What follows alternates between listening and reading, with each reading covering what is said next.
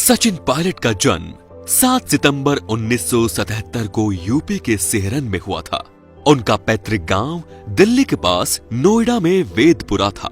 वे गुर्जर समाज से आते हैं और उनके पिता वैसे तो पायलट थे, लेकिन पहले वो दिल्ली में दूध का व्यापार करते थे।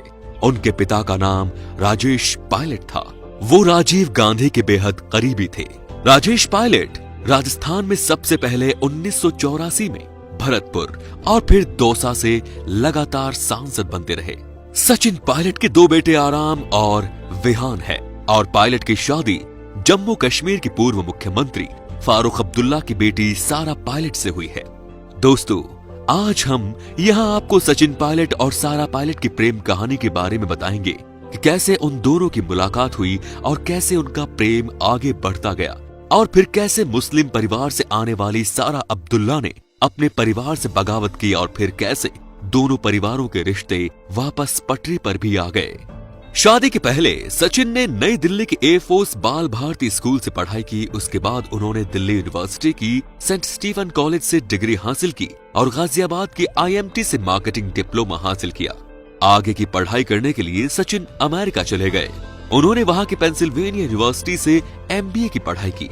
यहीं पर सारा अब्दुल्ला भी पढ़ाई कर रही थी, क्योंकि जब 1990 के दौर में जम्मू कश्मीर में पंडितों का कत्लेआम हुआ और घाटी का माहौल बिगड़ा, तो फारूक अब्दुल्ला ने सोचा कि पत्नी और बेटी को कोई खतरा न हो, इसलिए उनको विदेश में भेज दिया जाए। और विदेश में जब सचिन पायलट पढ़ाई करने गए तो वहां पर सारा अब्दुल्ला भी पढ़ाई कर रही थी। दोनों की मुलाकात हुई, दोस्ती हुई और दोस्ती फिर प्यार में बदल गई। कई सालों तक दोनों ने एक दूसरे को डेट किया। बाद में सचिन भारत वापस आ गए, लेकिन सारा विदेश में ही थी। सचिन के भारत आने के बाद दोनों एक दूसरे से ईमेल और फोन के जरिए बात करते थे। और फिर एक दिन ऐसा भी आया जब ये फैसला लिया गया कि वो दोनों शादी करेंगे, घर बसाएंगे। लेकिन रास्ता इतना आसान नहीं था। परिवारों में बगावत छिड़ने वाली थी, क्योंकि दोनों के परिवार राजनीति में आते थे। इसीलिए सचिन का परिवार कांग्रेस से जुड़ा हुआ था, तो सारा पायलट के पिता की party national conference Jammu Kashmir के साथ मिलकर सरकार चला चुके थे। लिहाजा दोनों परिवार एक दूसरे को जानते तो थे, लेकिन कश्मीर में फारूक अब्दुल्ला का परिवार भी खुले विचारों वाला था। फारूक अब्दुल्ला ने खुद कैथोलिक क्रिश्चियन लड़की से शादी की थी, तो उनके बेटे यानी कि सारा के भाई उमर अब्दुल्ला ने सिख लड़की से शादी की। लेकिन कश्मीर में 1990 के बाद जिस तरह की हिंदू मुस्लिम वाली राजनीति हुई, उसे देखते फारूक अब्दुल्ला बिल्कुल भी सहमत नहीं थे कि उनकी बेटी किसी हिंदू लड़के से शादी करे।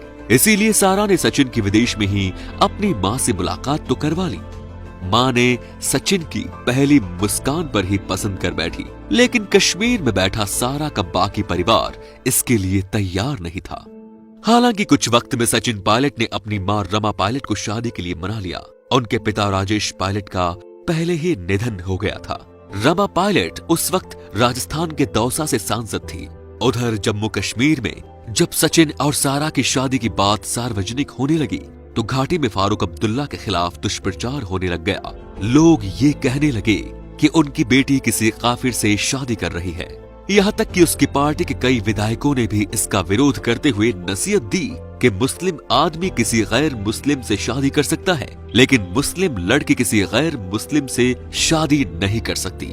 जिसके बाद फारूक अब्दुल्ला ने सारा पर पूरी तरह पाबंदियां लगा दी, क्योंकि वो अपने पॉलिटिकल करियर को देख रहे थे।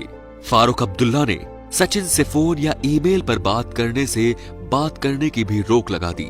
जनवरी 2004 में शादी के कुछ महीनों बाद जब सारा और सचिन पायलट जब रोंदी मूवी सनी देओल शो में आई, ये उनका पहला टीवी शो था जिसमें दोनों शामिल हुए।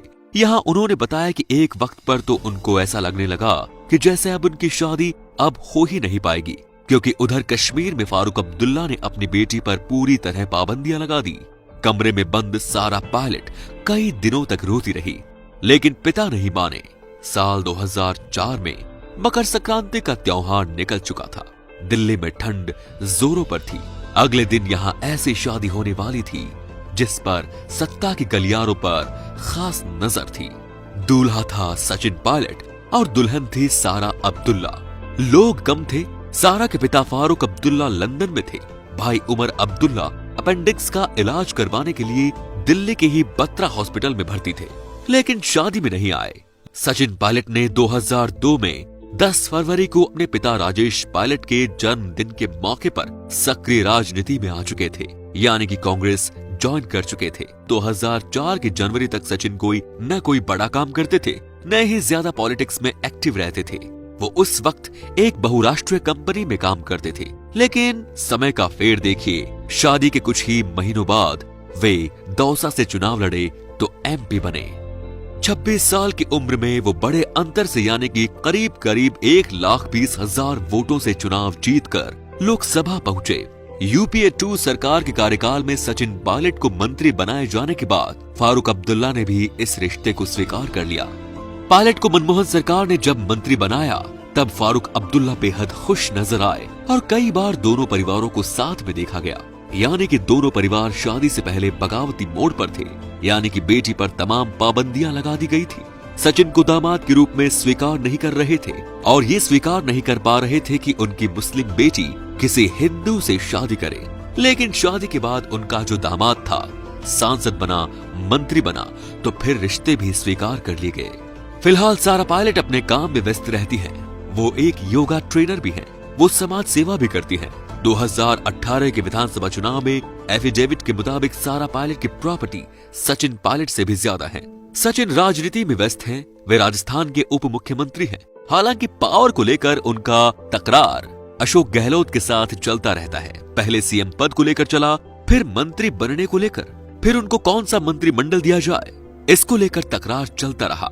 अब अशोक गहलोत जिस मंत्रालय को लेने की पायलट जिद कर रहे थे, कार्मिक गृह और वित्त मंत्रालय में से कोई इंपॉर्टेंट मंत्रालय, वो तीनों ही गहलोत ने अपने पास रखे हैं और पायलट को उनकी मर्जी के मंत्रालय नहीं मिले हैं। लेकिन गहलोत ने अपनी चालाकी से उन्हें आगे नहीं आने दिया। लेकिन एक सवाल आपके लिए है, क्या सचिन पायलट को आपके मुताबिक मुस्लिम परिवार में शादी करनी चाहिए थी? कुछ लोगों का कहना है कि अगर मुस्लिम से शादी के बाद हिंदू लड़की को मुस्लिम बना दिया जाता है तो फिर सारा पायलट को भी, जब वो हिंदू धर्म में शादी कर चुके हैं, तो उसे भी ये धर्म अपनाना चाहिए। हालांकि इंडिया IQ ये मानता है कि हर व्यक्ति को बराबर धार्मिक आजादी है, लेकिन फिर भी आपकी क्या राय है ये हमें कमेंट बॉक्स में जरूर बताएं और वीडियो को लाइक शेयर जरूर करें। धन्यवाद।